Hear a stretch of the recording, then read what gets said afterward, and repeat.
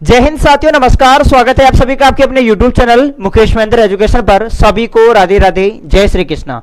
प्यारे विद्यार्थियों, आज हम बात करेंगे बीए फर्स्ट ईयर हिंदी के अंदर। प्रिय विद्यार्थियों, वेरी इंपॉर्टेंट आपका जो है पेपर होने वाला है, जो है बीए फर्स्ट ईयर प्रथम सेमेस्टर का। ठीक है, तो उसके लिए वेरी इंपॉर्टेंट ये पेपर है, मोस्ट इंपॉर्टेंट क्वेश्चन है जो कि हम कवर करेंगे इस क्लास के अंदर। और आप सभी विद्यार्थियों को जो भी चैनल पर नए हैं तो चैनल को सब्सक्राइब कर लीजिएगा और वीडियो को लाइक जरूर करें ताकि आपको नोटिफिकेशन समय समय पर मिलता रहे। चलो प्रिय विद्यार्थियों, और आज हम स्टार्ट करते हैं इस पेपर को। और शुरू करने से पहले मैं आपको बता दूं कि ये अपना एप्लीकेशन है महेंद्र ब्यवर कोचिंग, प्ले स्टोर से डाउनलोड करके आप सीरीज भी पढ़ सकते हैं। मोस्ट इंपोर्टेंट सीरीज है, मेरे द्वारा तैयार किए गए वेरी वेरी इंपोर्टेंट क्वेश्चन है, वो क्वेश्चन आपको एक बार जरूर पढ़ के जाने हैं। तो महेंद्र ब्यवर कोचिंग ये अपना एप्लीकेशन है, प्ले स्टोर से डाउनलोड कर लेना। चलो शुरू करते हैं प्रिय विद्यार्थियों। ये आपका सामने देखो इस प्रकार से ये पेपर दे रखा है और इसमें इसी प्रकार से आपका पेपर देखने को मिलेगा आप सभी को। ठीक है, समय आपको 3 घंटा मिलने वाला है और ये आप देख सकते हैं इस तरीके से। सबसे पहले देखो एक सप्रसंग व्याख्या आई है प्रिय विद्यार्थियों, निम्नलिखित अवतरण की सप्रसंग व्याख्या कीजिएगा। अब देखो चाहे प्रिय विद्यार्थियों पद्यांश हो चाहे गद्यांश हो, वैसे यहाँ पर गद्यांश आ रखा है, पद्यांश हो या गद्यांश हो मैंने फिक्स लाइनें बता रखी है प्रिय विद्यार्थियों। तो आप सप्रसंग व्याख्या ऐसे सर्च कर लेना, सप्रसंग व्याख्या महेंद्र ब्यवर कोचिंग, मेरा वीडियो आपको मिल जाएगा प्रिय विद्यार्थियों। सप्रसंग व्याख्या महेंद्र ब्यवर कोचिंग सर्च करेंगे तो मैंने फिक्स लाइन करवा रखी है, कैसे भी सप्रसंग पद्यांश हो चाहे गद्यांश हो या, ठीक है, आप बस फिक्स लाइनें वो याद कर लेनी है। अब आप कहेंगे कि ऐसे कैसी बात होती है क्या भाई, फिक्स लाइनें बैठ जाएगी? हैं, पद्यांश तो अलग अलग होता है, गद्यांश अलग अलग होता है, लेकिन फिर विद्यार्थियों देखो वो तो फिक्स नहीं बैठेगी, लेकिन आप प्रसंग की फिक्स लाइनें हैं, विशेष की फिक्स लाइनें हैं।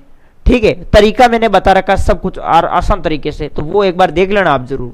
ठीक है, बाकी तो आपको पता है व्याख्या तो कोई सी भी पूछी जा सकती है।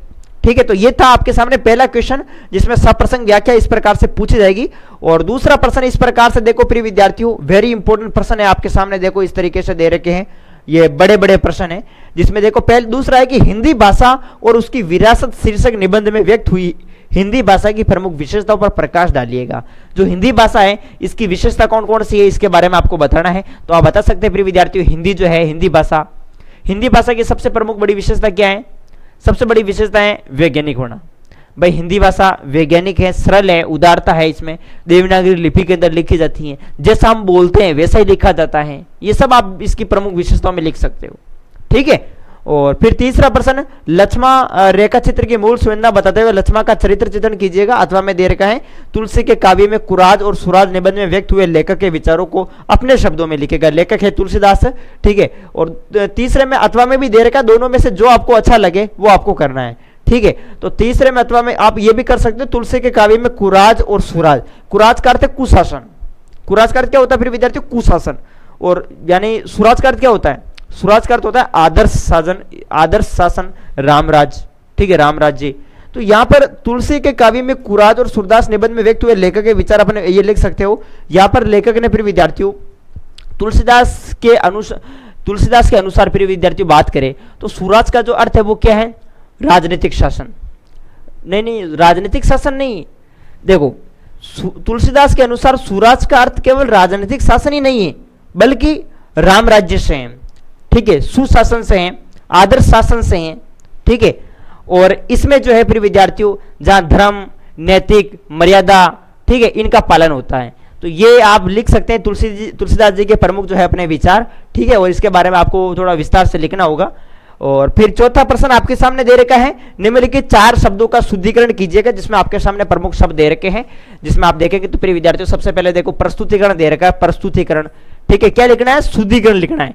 तो प्रस्तुतिकरण प्रिय विद्यार्थियों यहां पर दे रखा है, अनुग्रहित दे रखा है, राजनीतिक दे रखा है, दुरावस्था दे रखा है, अनाधिकार दे रखा है, मंत्रिमंडल दे रखा है। तो प्रस्तुतिकरण क्या सही है क्या? यहां पर प्रस्तुतिकरण को आपको यहां पर शुद्ध करके लिखना है प्रिय विद्यार्थियों, क्या ये सही है? प्रस्तुतिकरण प्रिय विद्यार्थियों ऐसे नहीं लिखा जाता है, प्रस्तुतिकरण में जो ती है ना, ती इसकी मात्रा बड़ी आएगी, मतलब ऐसे आएगा प्रस्तुतिकरण, ऐसे आएगा ये प्रस्तुतिकरण, ये सही रूप होगा इसका। ठीक है, उसी प्रकार से जो अनुग्रहित है, अनुग्रहित देखो इस प्रकार से लिखा हुआ, इसको ऐसे लिखना है अनुग्रहित, बड़ी इस प्रकार से मात्रा आएगी, ये होगा अनुग्रहित। ये सब ये अशुद्ध दे रखा है। ठीक है, राजनीतिक है, राजनीति को ऐसे लिखा जाएगा राजनीतिक, राजनीतिक, राजनीतिक होता है, राजनीतिक नहीं होता है, तो ये गलत है प्रिय विद्यार्थियों, राजनीतिक सही होगा।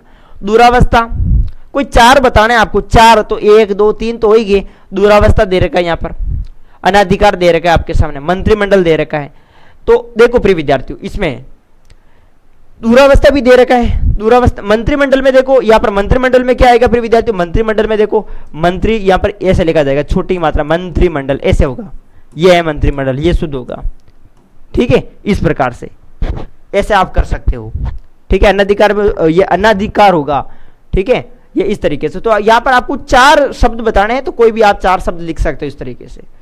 फिर ये तो शब्द शुद्धि हुई है, ये तो क्या हुई, शब्द शुद्धि। अब यहाँ पर देखो प्रिय विद्यार्थियों, आगे 4 वाक्यों को शुद्ध रूप में लिखना है। अब यहाँ पर वाक्य, शब्द शुद्धि, अब वाक्य शुद्धि।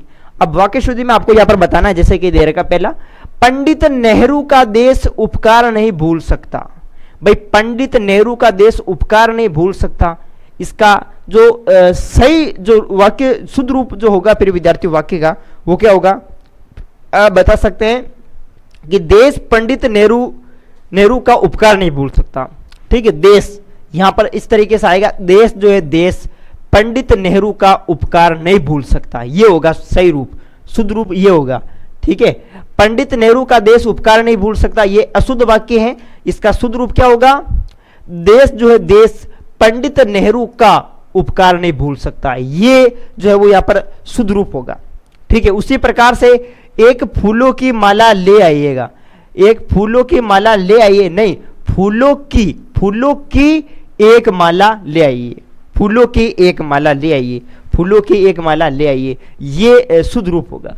ठीक है, यह अशुद्ध रूप है, एक फूलों की माला ले आइए, नहीं फूलों की एक माला ले आइए, ये शुद्ध रूप होगा। मैं तुम और राधा नाटक देखने दिल्ली चलेंगे, मैं तुम और राधा नाटक देखने दिल्ली चलेंगे, ये अशुद्ध वाक्य है।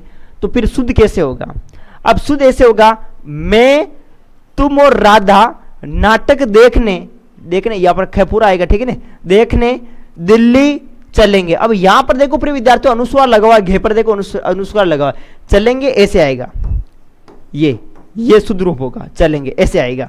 ठीक है, अब यहां पर देखो, यहां पे भी बिंदु लगा हुआ है अनुस्वार, तो ये गलत हो जाएगा। ठीक है, ये चलेंगे होगा, चलेंगे। ठीक है, मैं तुम और राधा नाटक देखने दिल्ली चलेंगे, इस प्रकार से। वह लड़कियां कल भी गीत गा रही थी, वह लड़कियां कल भी गीत गा रही थी। तो वह लड़कियां, वह तो किसी एक के लिए होता है प्रयोग, वह वे मतलब वे लड़कियां, तो यहां पर वह नहीं आएगा, दूसरी की बात हो रही ना, तो इसमें यहां पर वे आएगा, वे लड़कियां कल भी गीत गा रही थी, ये शुद्ध रूप होगा। ठीक है, उसी प्रकार से ये देखो, ये स्थान केवल यहाँ पर क्या है, ये स्थान केवल मात्र महिलाओं के लिए आरक्षित है। नहीं भाई देखो, मेरी बात सुना प्रिय विद्यार्थियों, केवल और मात्र दोनों आया है, तो केवल और मात्र दोनों में से कोई एक शब्द प्रयोग में ले। ये स्थान केवल महिलाओं के लिए आरक्षित है, ये स्थान मात्र महिलाओं के लिए आरक्षित है, कहने का मतलब केवल और मात्र दोनों में से कोई एक आएगा, समझ गए ना। उसी प्रकार से यहां पर दे रखा है, मैं उसकी सौंदर्यता पर मोहित हूं, मैं उसकी सौंदर्यता पर मोहित हूं, नहीं मैं उसके सौंदर्य पर नहीं, मैं उसकी सौंदर्य पर मोहित हूं, मैं उसकी सौंदर्य पर मोहित हूं, सौंदर्यता नहीं सौंदर्य, मैं उसकी सौंदर्य पर मोहित हूं। ठीक है, तो ये प्रिय विद्यार्थियों कुछ वाक्य थे, वैसे 4 बताने हैं आपको, मैंने बता दिए और आगे, और बाकी आप देख सकते हैं प्रिय विद्यार्थियों, और आपके सामने दे रखे हिंदी में समानार्थ शब्द।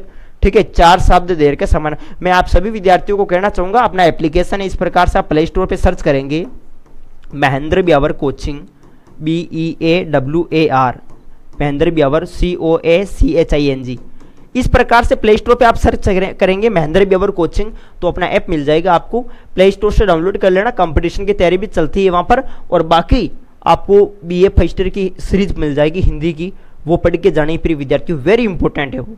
ठीक है, मोस्ट क्वेश्चन दे रखे हैं, वो पढ़ के जाना है सभी को। निम्नलिखित में से किन्हीं 4 शब्दों के हिंदी समानार्थक लिखेगा। यहाँ पर देखो, जोन, ZON, जोन का संचित, या फिर हम कह सकते हैं जोन मतलब होता है प्रिय विद्यार्थियों, यहाँ पर जोन जो है, जोन का यहाँ पर अर्थ क्या होता है प्रिय विद्यार्थियों, जोन का होता है क्षेत्र होता है, सिंचित भी होता है, वैसे जोन सिंचित भी लिख सकते हो, क्षेत्र, तो जोन का यहाँ पर अर्थ हो जाएगा क्षेत्र, क्या हो जाएगा, क्षेत्र हो जाएगा। VETO, वीटो का मतलब विशेषाधिकार कह दो, चाहे निशेषाधिकार कह दो, निशेषाधिकार होता है, क्या होता है, निशेषाधिकार, ध्यान रखना। विशेषाधिकार भी लिख सकते हो, विशेषाधिकार या निशेषाधिकार। ठीक है, निशेषाधिकार ये भी लिख सकते हो, वैसे वीटो विशेषाधिकार।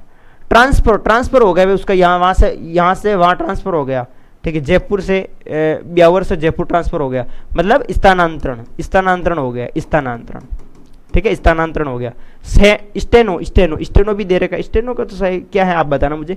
बाकी रेवेन्यू का मतलब क्या होता है फिर विद्यार्थियों, रेवेन्यू मतलब रेवेन्यू का क्या होगा बताओ, रेवेन्यू का होगा राजपत्र, क्या होगा रेवेन्यू का, राजपत्र होगा, राजपत्र।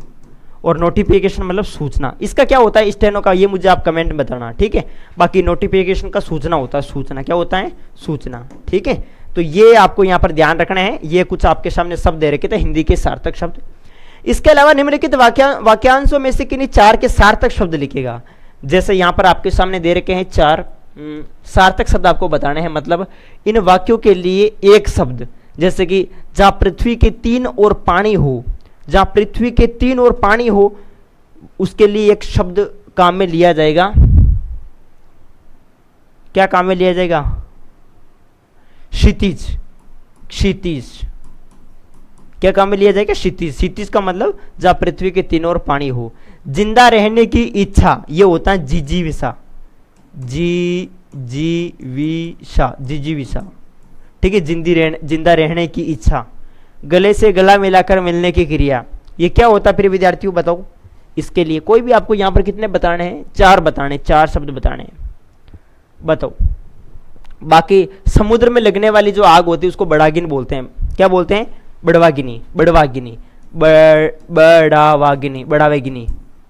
ठीक है, बड़वागिनी बोलता है। इसके समुद्र में लगने वाली जो आग होती है उसको बड़वागिनी बोलते हैं, क्या बोलते हैं, बड़वागिनी। तो ये ध्यान रखना आप सभी। और यहाँ पर और बात करें, जिस बीमारी का इलाज ना हो सके उसके लिए शब्द आएगा असाध्य, क्या होगा, असाध्य, असाध्य, ठीक है। बस 4 ही बताने, 1 2 3 4 हो गए। चारों वाक्य आप इस प्रकार से बता सकते हो। फिर उसी प्रकार से आपके सामने अगला दे रखा है, यहाँ पे 4 शब्द युग्मों का अर्थभेद स्पष्ट कीजिएगा, जिसमें देखो उपकार, अपकार, अवदान, अवदान, अवयव, अवयव, अस्ति, अस्थि, सूचित, ये दे रखा है, ठीक है। और अर्थभेद आपको यहाँ पर इसके अंदर बताने हैं। और उसी प्रकार से आगे दे रखा है कि किन्हीं 2 शब्दों की संधि और किन्हीं 2 शब्द संधि विच्छेद करना। ये संधि विच्छेद, ये तो वैसे टॉपिक अगर आपने पढ़ा होगा तो आप आराम से कर दोगे, ठीक है।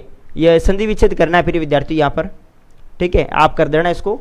और यह संधि विच्छेद ही पूछे भाई, अमी अंतर, वर्षा ऋतु, वर्षा ऋतु का वर्षा ऋतु, वर्षा प्लस ऋतु वर्षा ऋतु हो जाएगा, ठीक है। अनु प्लस स्थान अनुष्ठान हो जाएगा, अनुष्ठान, अनुष्ठान, अनुष्ठान, अनुष्ठान ठा आ जाएगा, ठीक है। जगत प्लस गुरु, जगत गुरु हो जाएगा, जगत गुरु, जगत गुरु,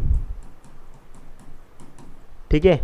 और कोई यहाँ पर 2 शब्द पूछा, 2 शब्दों की संधि और किन्हीं 2 शब्दों का संधि विच्छेद करना है।